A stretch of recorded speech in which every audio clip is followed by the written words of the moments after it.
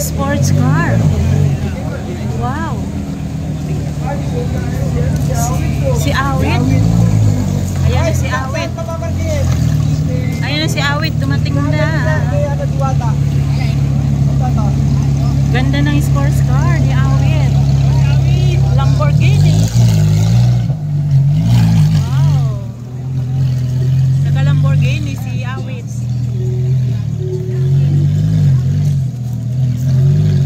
Sana all.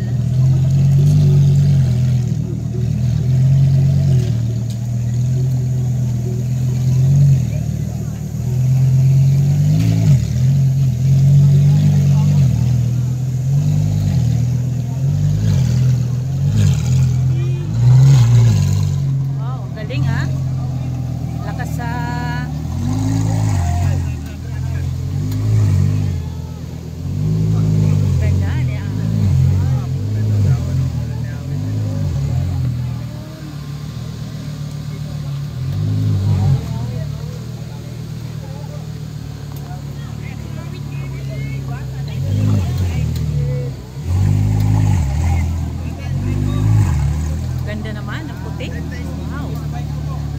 Bagay sa kanyang sasakyan.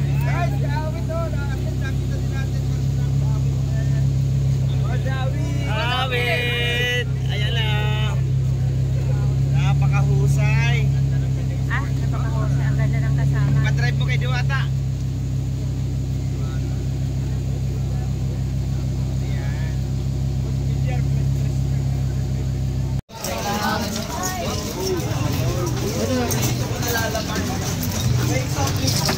Ayan, marami. Ang dami yung tao dito. So, ngayon, titignan na lang.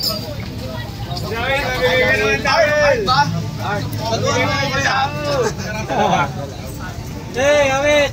Hello po. Awit! Hello. Bata. Grabe ka na. Art! Ayun, titikman na natin. Sino yung mga nakatikim na dito ng Diwata Pares? Hey! Walang sinungaling. Masarap ba? Sigurado ba kayo? Titikman ko. Sige. Bawal magsinungaling ha. Ito, titikman natin. Kasi isang kampo. Dito.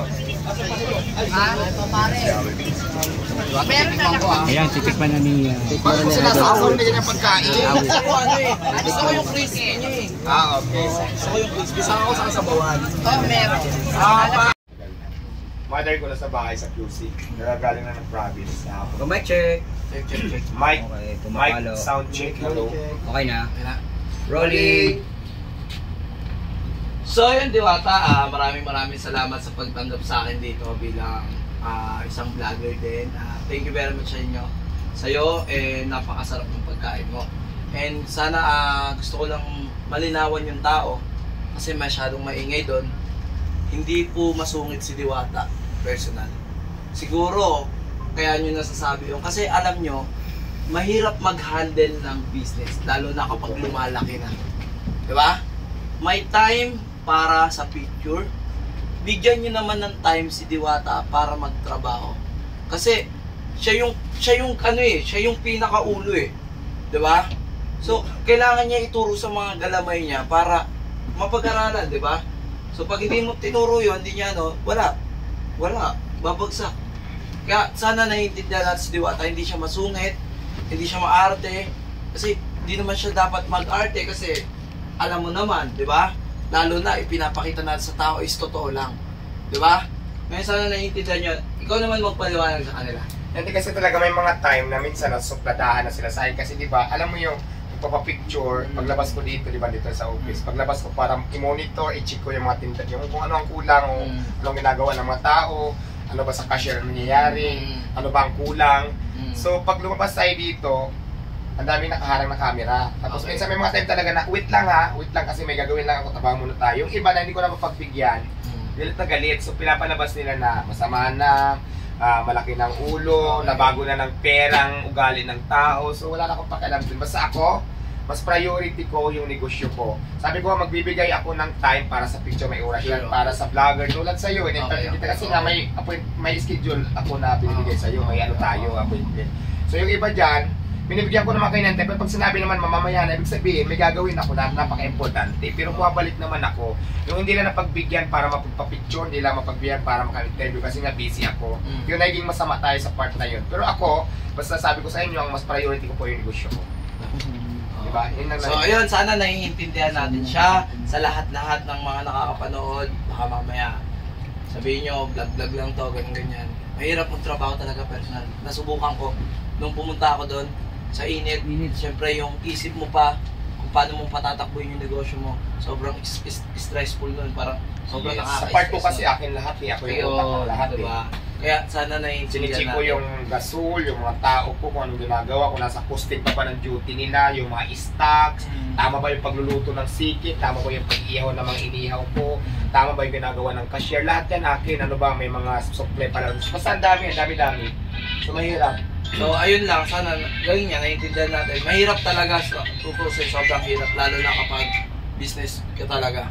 At saka konti pang unawa na naman iniling ko na, konti pang unawa na mamaya na. Di ba hindi naman masama yung mamaya na salita? Kasi nga may ginagawa ako. Pero kung wala namang ginagawa, hindi busy, bakit hindi tayo magpicturan?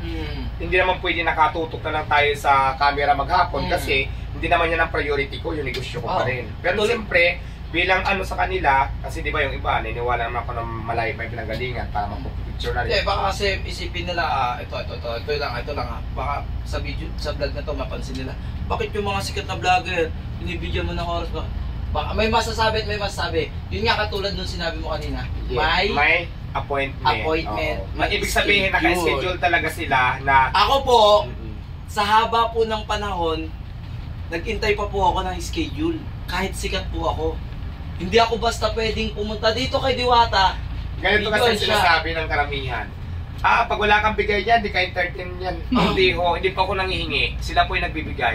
Kusang Pag loob may yun. time po ako, di ba kaya nga kung may appointment na ganitong oras, hindi na ako nagbibigay ng wala ako. Pag alam kong free ako, tulad sa'yo, di ba kagabi mo isang araw tayo nag-usap, kagabi ba isang araw.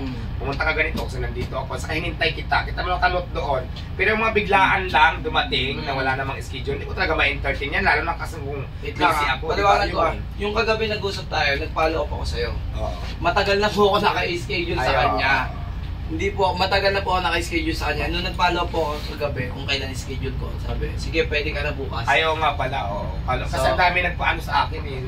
Busy din ako, di ba hindi ko masyadong maanuhan. So, ayun yun. Baka kasi Mr. Impret niya, ano ba tawag doon, Lab?